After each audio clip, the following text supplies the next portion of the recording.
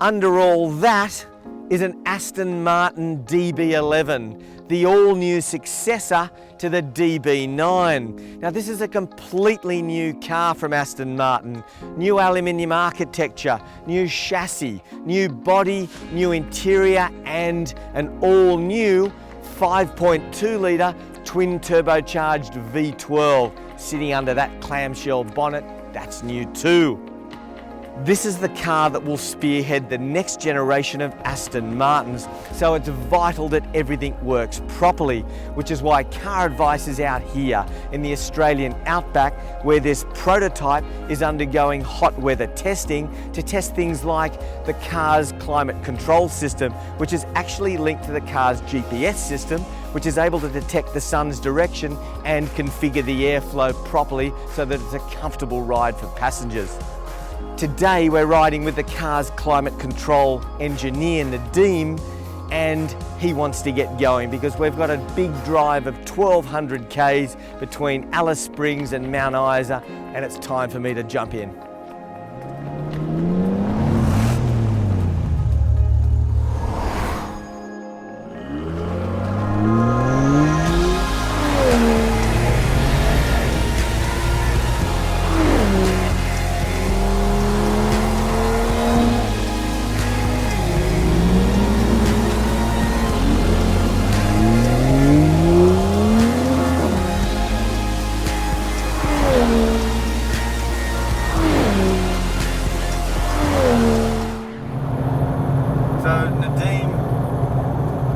One of Aston Martin's cooling engineers.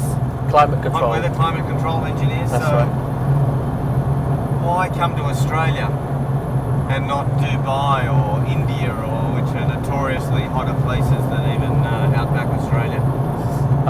At this time of year, Anthony, we've had to come to Australia simply because Australia is the hottest of all the other places you've mentioned. So Dubai, Kuwait, Saudi, Death Valley, they're still in the Northern Hemisphere, lower 20s, and they traditionally will start getting warmer around April, May, June time, which is around the time where we need to start thinking about freezing our software for production cars. I think we started around 2.5, 3 years ago in terms of pre-concept benchmarking exercises like that. So this is a lot of work gone into this. A lot of work gone into it. Yes, a lot from all areas. Yeah. And what's your feeling so far? I know you've got to be full, but I'd like your opinions. Are you enjoying the car? It's a fantastic car to drive. I'm very lucky to have come out here, to have found the Stewart Highway. You know, it's like 2,500 kilometres of just perfect straight road. You got the movement of the sun over, and you can really test the car. I mean, this part of the road now is unrestricted, so obviously we still drive within our own limits. But it's still a good area for us to check the system. If there's any issues, back it off. We can change variables as well, and we still have hundreds of kilometers to assess behavior of the car as well. Yeah, shall we do a launch control? What do you reckon? We should do a launch control. We should do, shouldn't we? You know, it's not every day you launch get control in a DB11. DB11? Successor to the DB9. Here we go. That's quick.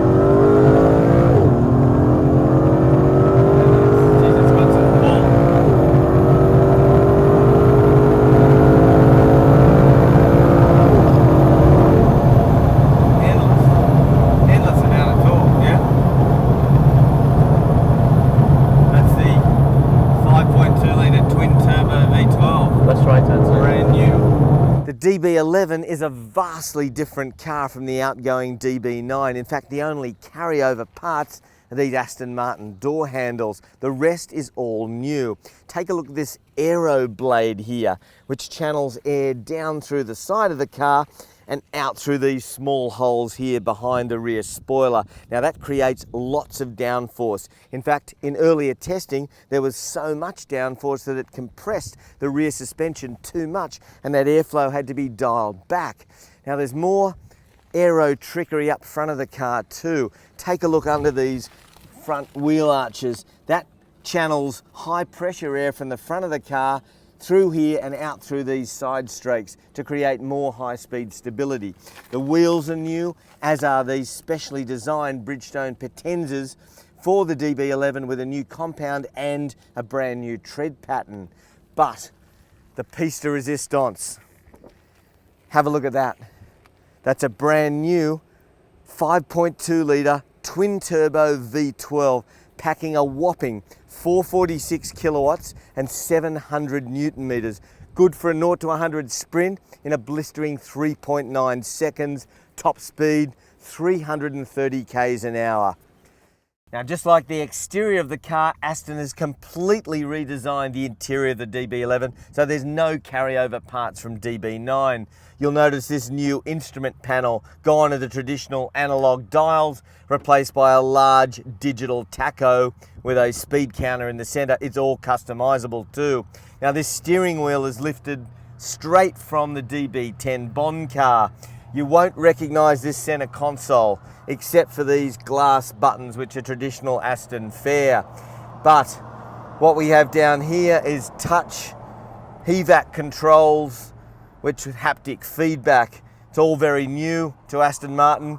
Now, Daimler, Mercedes-Benz parent company, has a 5% stake in Aston, so you will recognize this rotary controller here for the infotainment system, as you will with this floating screen, although it does look different from Mercedes-Benz. Very cool thing on the HVAC system. When you're pressing the windscreen washing button, they don't want the smell of the fluid to come in through the car, so the system is able to recognize the touch of the button, shut down the airflow from outside, recirculate the air from inside, so there's no smell. That's kind of cool. It's a rare treat to be one of the first automotive media in the world to ride in a new Aston Martin prototype. But after 1,200 Ks riding shotgun in the DB11, there's no question that Aston has produced a very special car. The new 5.2 litre twin turbo V12 mill is a cracker. Acceleration from the get-go is ferocious, and from there it just pulls and pulls like no tomorrow.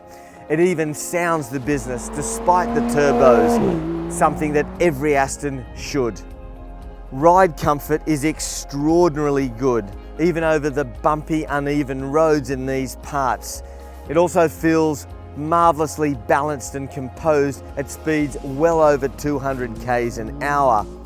Of course, the final verdict will have to wait till later in the year with the global media drive, but early indications are very positive. This is a vastly superior car to the DB9 it will replace.